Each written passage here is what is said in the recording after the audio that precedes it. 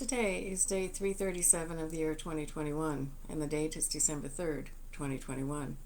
I'm reading from the New Living Translation of the Chronological One-Year Reading Bible. Today's scripture comes from the book of Acts. Acts chapter 21, starting at verse 37. Heading: Paul speaks to the crowd. As Paul was about to be taken inside, he said to the commander, "May I have a word with you?" "Do you know Greek?" the commander asked, surprised. "Aren't you the Egyptian who led a rebellion some time ago and took 4,000 members of the assassins out into the desert?" "No," Paul replied. "I'm a Jew and a citizen of Tarsus in Cilicia, which is an important city. Please, let me talk to these people." The commander agreed. So Paul stood on the stairs and motioned to the people to be quiet. Soon, a deep silence enveloped the crowd, and he addressed them in their own language, Aramaic. Acts chapter 22, starting at verse 1. "Brothers and esteemed fathers," Paul said, "listen to me as I offer my defense." When they heard him speaking in their own language, the silence was even greater. Then Paul said, "I am a Jew, born in Tarsus, a city in Cilicia, and I was brought up and educated here in Jerusalem under Gamaliel as his student. I was carefully trained in our Jewish laws and customs. I became very zealous to honor God in everything I did, just like all of you today. And I persecuted the followers of the way, hounding some to death, arresting both men and women, throwing them in prison. The high priest and the whole council of elders can testify that this is so. For I received letters from them to our Jewish brothers in Damascus, authorizing me to bring the followers of the way from there to Jerusalem in chains to be punished. As I was on the road approaching Damascus about noon, a very bright light from heaven suddenly shone down around me. I fell to the ground and heard a voice saying to me, 'Saul, Saul, why are you persecuting me?' 'Who are you, Lord?' I asked. And the voice replied, 'I am Jesus the Nazarene, the one you are persecuting.' The people with me saw the light, but didn't understand the voice speaking to me. I asked, 'What should I do, Lord?' And the Lord told me, 'Get up and go into Damascus, and there you'll be told everything you are to do.' I was blinded by the intense light and had to be led by the hand to Damascus by my companions. A man named Ananias lived there. He was a godly man, deeply devoted to the law, and well regarded by all the Jews of Damascus. He came and stood beside me and said, 'Brother Saul, regain your sight.' And at that very moment I could see him. Then he told me, 'The God of our ancestors has chosen you to know his will and to see the righteous one and hear him speak. For you are to be his witness, telling everyone what you have seen and heard. What are you waiting for? Get up and be baptized. Have your sins washed away by calling on the name of the Lord.' After I returned to Jerusalem, I was praying in the temple and fell into a trance. I saw a vision of Jesus saying to me, 'Hurry, leave Jerusalem, for the people here won't accept your testimony about me.'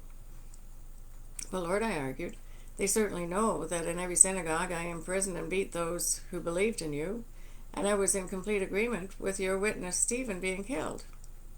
I stood by and kept the coats they took off when they stoned him. But the Lord said to me, 'Go, for I will send you far away to the Gentiles.'"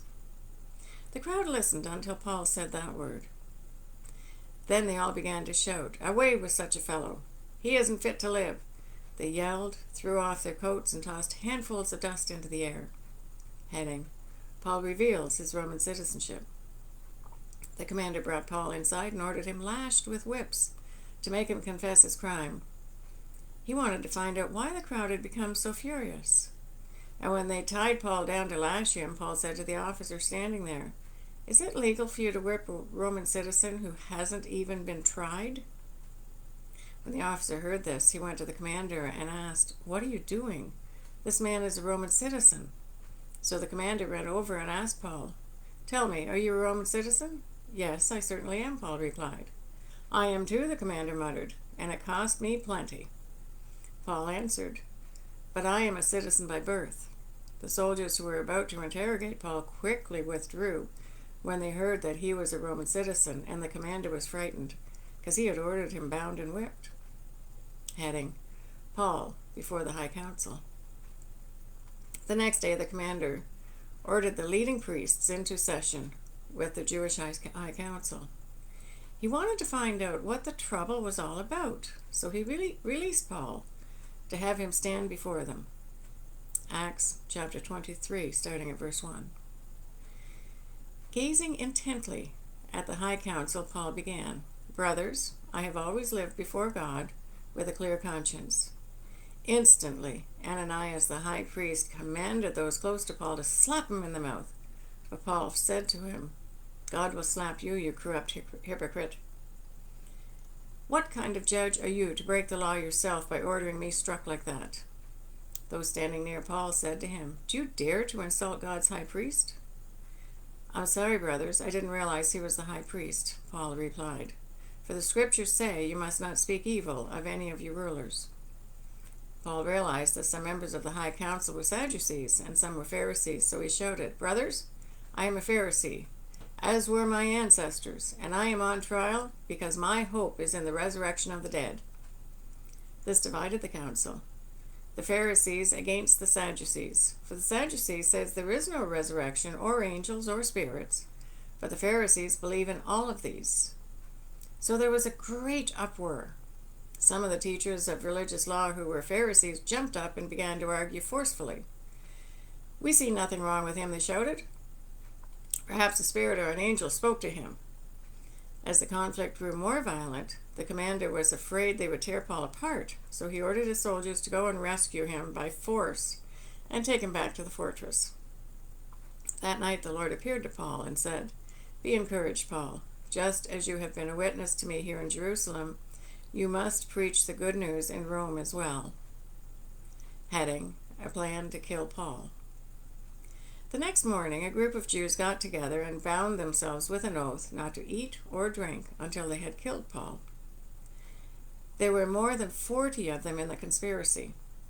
They went to the leading priests and elders and told them, "We have bound ourselves with an oath to eat nothing until we have killed Paul. So you and the High Council should ask the commander to bring Paul back to the council again. Pretend you want to examine his case more fully. We'll kill him on the way." But Paul's nephew, his sister's son, heard of their plan and went to the fortress and told Paul. Paul called for one of the Roman officers and said, "Take this young man to the commander. He has something important to tell him." So the officer did, explaining, "Paul, the prisoner, called me over and asked me to bring this young man to you because he has something to tell you." The commander took his hand, led him inside, and asked, "What is it you want to tell me?"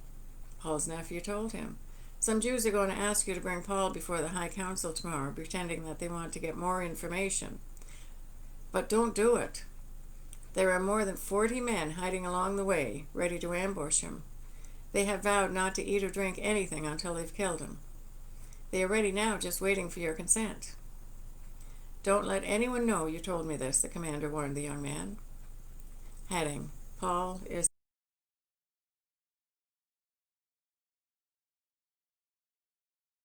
get 200 soldiers ready to leave for Caesarea at 9 o'clock tonight.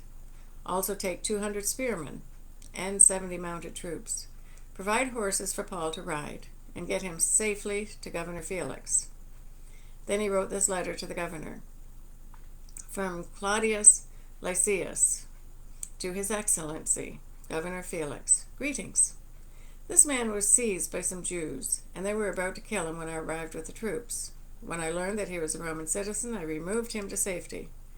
Then I took him to High Council to try to learn the basis of the accusations against him. I soon discovered the charge was something regarding their religious law, certainly nothing worthy of imprisonment or death. But when I was informed of a plot to kill him, I immediately sent him on to you.